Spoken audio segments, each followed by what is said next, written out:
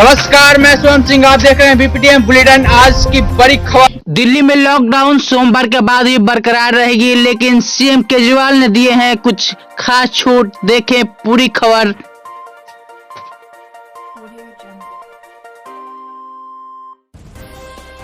वापस पटरी पे लाना भी बहुत ज़रूरी है। पिछले हफ्ते हमने कंस्ट्रक्शन वर्कर्स और फैक्ट्री, ये दो सेक्टर्स खोले थे। पिछले एक हफ्ते से कंस्ट्रक्शन एक्टिविटीज़ और फैक्ट्री दोनों खुले हुए हैं, लेकिन कोरोना की स्थिति अभी कंट्रोल में है। पिछले 24 घंटे में लगभग 400 के करीब केस आए हैं। 500 से भी कम हो गए अब केसेस। 400 के करीब केसेस आए हैं और 0.5% के करीब पॉजिटिविटी बची है, संक्रमण दर बची है। तो स्थिति काफ़ी कंट्रोल में है और भगवान करे ऐसे ही कंट्रोल में रहे। तो ये वाला जो लॉकडाउन पिछले हफ्ते ऐलान किया था वो सोमवार को सुबह 5 बजे तक है। उसके आगे भी लॉकडाउन जारी रहेगा, लेकिन काफ़ी सारी और एक्टिविटीज़ में रियायत दी जा रही है, उनको खोला जा रहा है। एक तो जितने बाज़ार हैं, मॉल्स हैं, उनको खोला जा रहा है ऑड इवन के बेसिस पे, कि आधी दुकानें एक दिन खुलेंगी, आधी दुकानें दूसरे दिन खुलेंगी, आधी दुकानें एक दिन, आधी दुकानें दूसरे दिन। 10 बजे से सुबह 10 बजे से शाम को 8 बजे तक दुकान नंबर के हिसाब से, ऑड इवन के हिसाब से दुकानें खोली जाएंगी। दूसरा, जितने दिल्ली में सरकारी दफ्तर हैं, उन सरकारी दफ्तरों में ग्रुप ए ऑफिसर्स जो हैं वो 100% काम करेंगे और ग्रुप बाकी उसके नीचे वाले जो हैं वो 50% काम करेंगे। लेकिन जो एसेंशियल सर्विसेज में काम करने वाले कर्मचारी हैं वो 100% काम करेंगे और हर एचओडी डिसाइड करेगा कि किसको एसेंशियल सर्विस कहना है और किसको 50% करना है और किसको 100% करना है। जितने प्राइवेट ऑफिसेज हैं उन सभी प्राइवेट ऑफिसेज में 50% मैन पावर के साथ वो खोले जा सकते हैं और लेकिन कोशिश करेंगे कि ज़्यादा से ज़्यादा लोग वर्क फ्रॉम होम करें और अपने प्राइवेट ऑफिसेज कोशिश करें अपने टाइम को स्टैगर करने की, कि ताकि सब लोग एक साथ सड़क पे ना आए। दूसरी चीज़, जो स्टैंड अलोन शॉप्स हैं और जो एसेंशियल सर्विसेज प्रोवाइड करने वाली शॉप्स हैं वो ऑड इवन के बेसिस पे नहीं, वो रोज़ खुलेंगी। दिल्ली मेट्रो 50% कैपेसिटी के ऊपर चालू की जा रही है और ई कॉमर्स के ज़रिए जो सामान बेचने की प्रक्रिया है वो चालू रहेगी। तो मोटे मोटे तौर पे ये चीज़ों की रियायत दी जा रही है और मैं उम्मीद करता हूँ इसके बाद देखेंगे कि आने वाले हफ्ते के अंदर भी कोरोना की स्थिति अगर काबू में रही तो और कई सारी एक्टिविटीज़ को फिर उसके अगले हफ्ते खोलेंगे। थर्ड वेव कहा जा रहा है, एक्सपर्ट्स कह रहे हैं कि थर्ड वेव आएगी। कब आएगी, कितनी भयावह होगी, इसके बारे में किसी को कोई जानकारी नहीं है। लेकिन एक जिम्मेदार सरकार होने के नाते हमारी जिम्मेदारी बनती है कि उसकी पूरी तरह से हम तैयारी करें, ताकि अगर थर्ड वेव आती है, अगर बहुत भयानक होती है, तो सरकार उस वक्त जनता के लिए तैयार हो। इसकी तैयारियां पूरे जोर शोर से दिल्ली सरकार के अंदर चल रही हैं और कल लगभग 6 घंटे तक मैंने 2 अलग अलग मीटिंग ली, एक्सपर्ट्स के साथ बात की, जिन ऑफिसर्स ने अभी कोरोना के दौरान काम किया था उनके साथ बात की। हमने 2 कमिटीज़ बनाई हैं, उन दोनों कमिटीज़ के साथ मैंने बहुत डिटेल में चर्चा की। एक चीज़ हम लोगों को ये तय करनी थी, इस बार कोरोना की जो पीक आई थी, मतलब एक दिन में मैक्सिमम कितने केस आए, लगभग 28,000 के करीब केसेस आए थे एक दिन में, 22 या 23 अप्रैल के आसपास। अगली पीक कितनी हो सकती है, तो ये तय किया गया कि अगली पीक 37,000, एक्सपर्ट्स के साथ बात करके, ऑफिसर्स के साथ बात करके, सबके साथ बात करके, कि 37,000 पीक मान के इसकी तैयारी शुरू की जाए। इसका मतलब ये नहीं है कि अगर इससे ज़्यादा की पीक आएगी तो हम तैयार नहीं हैं, हम उसके लिए भी तैयार हैं। लेकिन एक तरह से 37,000 के बेस के ऊपर अगर हम तैयार हो गए तो फिर अगर उससे भी कहीं ज़्यादा पीक आती है तो उसकी भी तैयारी हम लोग, उसकी भी, अगर 37,000 की तैयारी हमारी है तो फिर मान लीजिए और ज़्यादा आती है तो उसकी तैयारी तो होगी उसके लिए हम ज़्यादा तैयार हो पाएंगे। तो 37,000 को एक तरह से बेस माना जा रहा है। 37,000 की पीक की तैयारी के हिसाब से अब सारे कैलकुलेशंस किए जा रहे हैं कि अगर 37,000 की पीक आती है तो कितने बेड्स की ज़रूरत पड़ेगी, कितने आईसीयू की ज़रूरत पड़ेगी, कितने उसमें से बच्चों वाले होने चाहिए, कितनी ऑक्सीजन की ज़रूरत पड़ेगी, ये सारी चीज़ें, अब कितनी दवाइयों की ज़रूरत पड़ेगी, ये सारी चीज़ें अब कैलकुलेट की जा रही हैं। एक पीडियाट्रिक टास्क फोर्स अलग से बनाई गई है।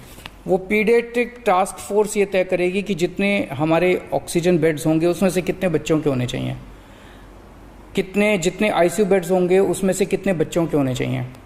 जो बच्चों के होंगे उसके लिए फिर अलग किस्म का सारा इक्विपमेंट होगा, उसका अलग किस्म के मास्क होंगे, अलग किस्म का ऑक्सीजन का मास्क होगा, उसकी सारी चीज़ें अलग होंगी।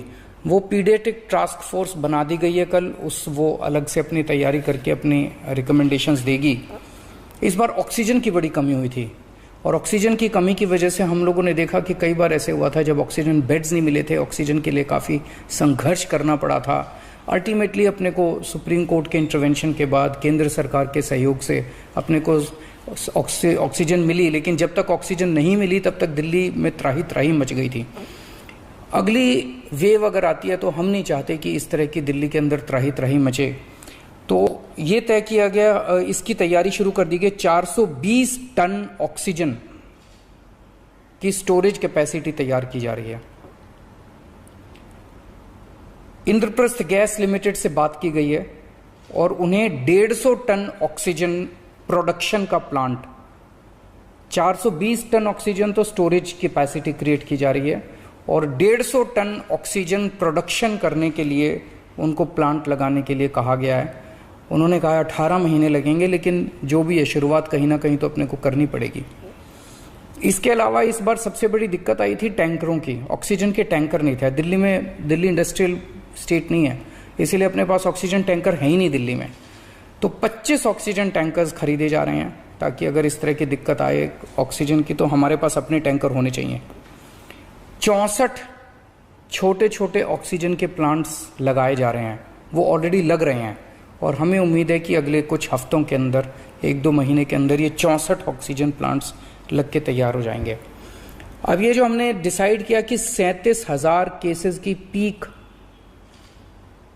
के हिसाब से हम काम करेंगे, तो उसके हिसाब से तय किया जाएगा कि कितने ऑक्सीजन बेड्स की ज़रूरत होगी, कितने आईसीयू बेड्स की ज़रूरत होगी। उसके हिसाब से फिर तय किया जाएगा कितने ऑक्सीजन सिलेंडर्स की ज़रूरत होगी। जैसे अभी थोड़े दिन पहले हमने 6,000 सिलेंडर चाइना से इंपोर्ट किए थे, तो और कितने ऑक्सीजन सिलेंडर्स की ज़रूरत होगी और कितने ऑक्सीजन कॉन्सेंट्रेटर्स की ज़रूरत होगी। अगले आने वाले 1-2 महीने के अंदर ढेर सारे ऑक्सीजन कॉन्सेंट्रेटर्स दिल्ली सरकार खरीदने जा रही है। दवाइयों को लेकर 2 अहम निर्णय किए गए। एक तो ये कि इस वेव में ये देखा गया कि व्हाट्सएप खूब तेजी से, व्हाट्सएप के ऊपर दवाइयाँ खूब तेजी से प्रिस्क्राइब की जा रही थी और उसके ऊपर मतलब बात फैल जाए कि ये दवाई बड़ी अच्छी है तो पूरे समाज के अंदर, पूरे शहर के अंदर, पूरे देश के अंदर उस दवाई की अफरा तफरी मच जाती है।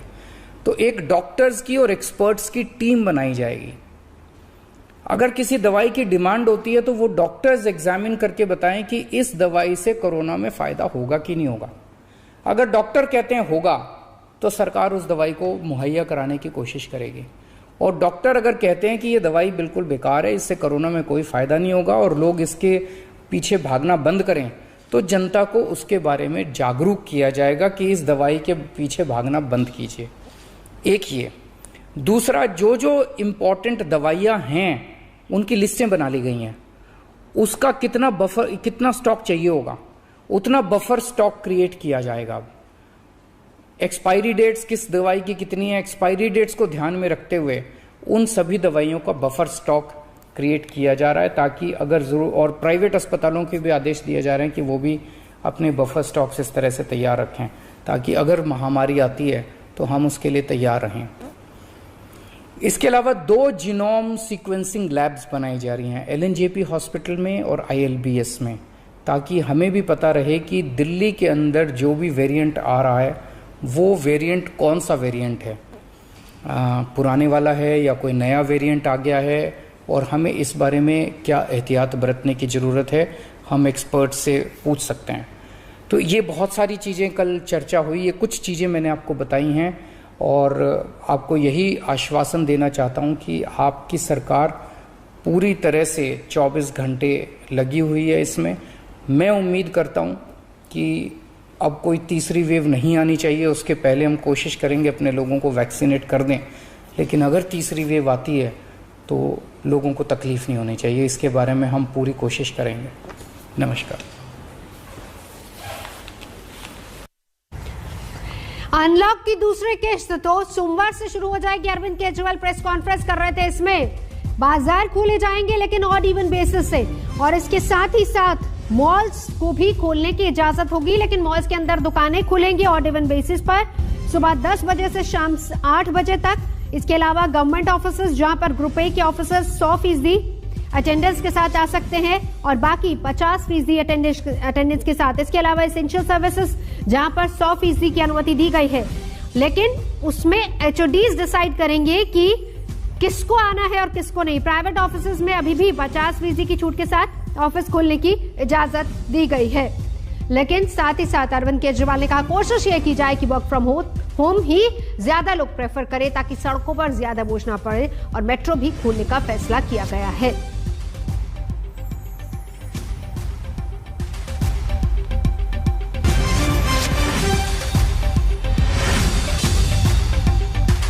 दिल्ली के अंदर अब धीरे धीरे कोरोना की स्थिति बेहतर होती जा रही है।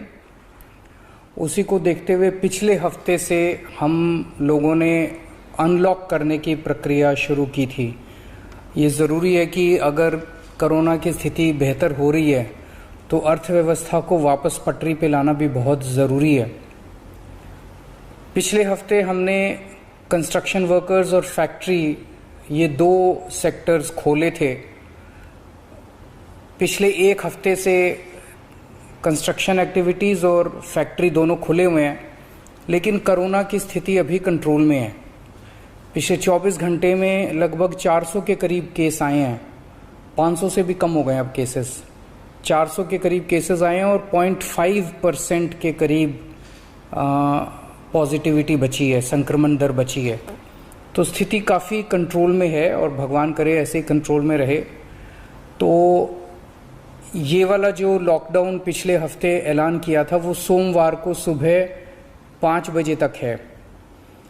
उसके आगे भी लॉकडाउन जारी रहेगा, लेकिन काफ़ी सारी और एक्टिविटीज़ में रियायत दी जा रही है, उनको खोला जा रहा है। शेयर करिए अन्य लोगों के पास, अपने दोस्तों के पास, और हमारे वीडियोज को लाइक करिए जरूर से जरूर, और हमारे चैनल को भी सब्सक्राइब करिए आगे के हर एक अपडेट के लिए। जय हिंद, जय भारत।